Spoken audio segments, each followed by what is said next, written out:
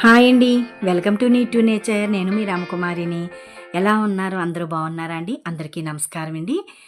మేము ఆల్రెడీ బాబా గుడి స్టార్ట్ చేసి 4 నెలలయింది కదండీ!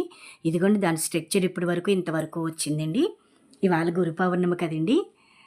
మీకొకసారి తెలియపరుద్దాం అని చెప్పేసి చూపిస్తున్నానండి. గోపురానికి కాంట్రాక్ట్‌కి ఇచ్చేసామండి. వాళ్ళు మొదలు పెడతారండి 2 రోజుల్లో. అలాగే ఇవాళ మన ఫ్యామిలీ మెంబర్స్‌కి అందరికీ కూడా గురు పౌర్ణమి శుభాకాంక్షలండి. ఇదిగోండి బాబా కొంచెం సేమియా చేసుకొనండి దేవుడి దగ్గర, బాబా దగ్గర పెట్టుకున్నానండి.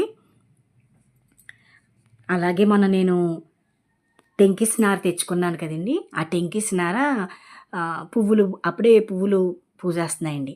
అదిగోండి నిన్నటి ఫ్లవర్ అండి అది. అది ఇవాళ పూర్తిగా విడిచేటప్పటికి మంచి కలర్ వచ్చిందండి. నాకు ఈ కలర్ అంటే చాలా ఇష్టమండి. మంచి కలర్ వచ్చిందని చాలా సంతోషం వేసిందండి. ఇంకా 2, 3 మొక్కలున్నాయండి. అవి కూడా ఇలా పెరిగి పువ్వులొస్తే మన గార్డెన్ అంతా కలకల్లాడతదండి.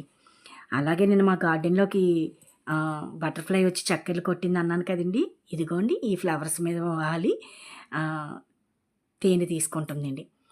అలాగే నేను చెప్పవలసిన విషయం ఏంటంటే, కొమ్మలతో కూడా మనం మొక్కలు బతికించుకోవచ్చండి. ఇది ములగ కొమ్మండి. ఇది కిచెన్ వేస్ట్ బ్యాగ్‌లో గుచ్చితే 3 పలవలు కూడా మంచిగా చిగుర్లొచ్చేసినాయండి.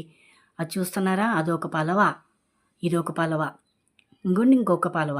అలా 3 పలవలు కూడా వచ్చినాయి. అంటే కిచెన్ వేస్ట్‌కి అంత బలం ఉన్నాదండి. అందుకనే పూర్వం మన పెద్దోళ్ళు కిచెన్ వేస్ట్ అంతా తీసుకెళ్ళి అలా మొక్కల్లో పడేసేవారండి. ఇప్పటికీ గులాబీ మొక్కల్లో అది ఉల్లిపాయ తుక్కేస్తే ఎంత బాగా ఫ్లవర్స్ మంచి కలర్ అయ్యి వచ్చి పూస్తాయండి. ఈ మందార కొమ్మలు ఇందులో ఒక కొమ్మ గుచ్చానండి బతికేసిందండి. తర్వాత ఇంకో కొమ్మ ఈ గ్రో బ్యాగ్‌లో గుచ్చానండి. ఇది కూడా బతికేసిందండి. ఈ ముద్ద మందారాలండి ప్రీవియస్ వీడియోలో కనిపిస్తా ఉంటాయి రెడ్ కలరు. ఇంకో కొమ్మ కోతి ఇరగ్గొట్టేస్తే ఈ కొమ్మ ఈ బకెట్‌లో గుచ్చానండి. దీనికి 2 పువ్వులు విడిచినియండి. 2 మందార పువ్వులు, 2 మొగ్గలు ఉన్నాయండి. ఇదేనండి ఇవాల్టి వీడియో. కొమ్మలతో ఎలా బతికించుకోవచ్చో నా ఎక్స్‌పీరియన్స్‌తో చెప్పానండి. నా channel need to nature subscribe చేసుకోండి. లైక్ ఇవ్వండి, షేర్ చేయండి. మరొక మంచి వీడియోతో కలుద్దామండి. ఉంటానండి.